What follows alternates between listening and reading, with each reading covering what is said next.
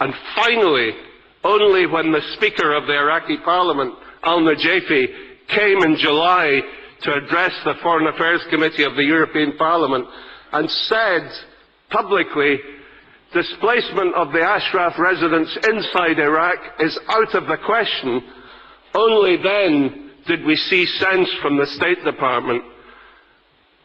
And it was Ambassador Butler himself who was internally displaced. He lost his job and was replaced. And now we are told that there is no question of internal displacement. But it cost us 3 precious months when we are working against this crazy deadline of 31st December this year for emptying Camp Ashraf. Now, I was asked by Ad Melkert, who was the UNAMI representative in Iraq at that time when I was there in April, if I would speak to the leadership of the NCRI in Paris. And whenever I returned, I went straight to Paris, had meetings with Mrs. Rajavi and Mr.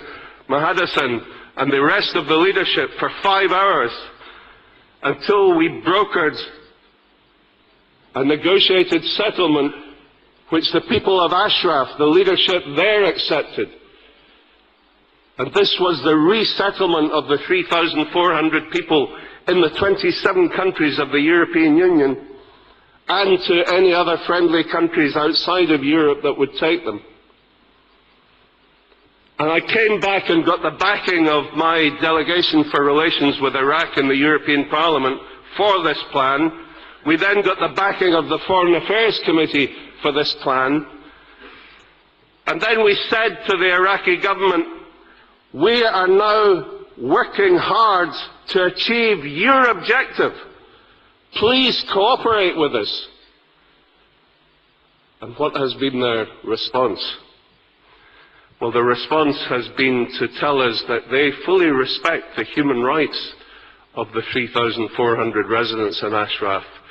Well, you know, if their respect for human rights is all about 300 loudspeakers around the perimeter fence blaring propaganda and death threats 24 hours a day, 7 days a week, denying access to medicine, to fuel, to proper food, denying proper medical care to the people who they wounded, so that some of them have died, others suffering from serious illnesses have died.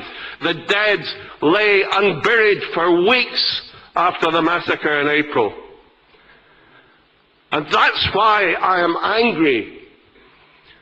The message is crying out for action from Washington, from Brussels, from the capital cities of Europe.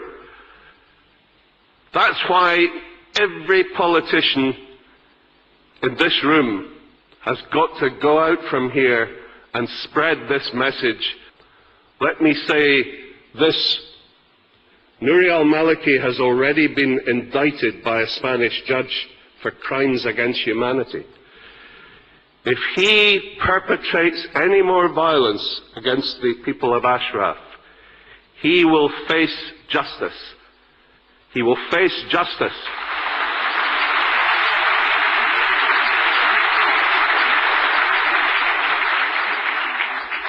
Now, people try to tell me that the MEK has no support inside Iran. You know, I hear all these ridiculous comments when I go to visit the State Department in Washington.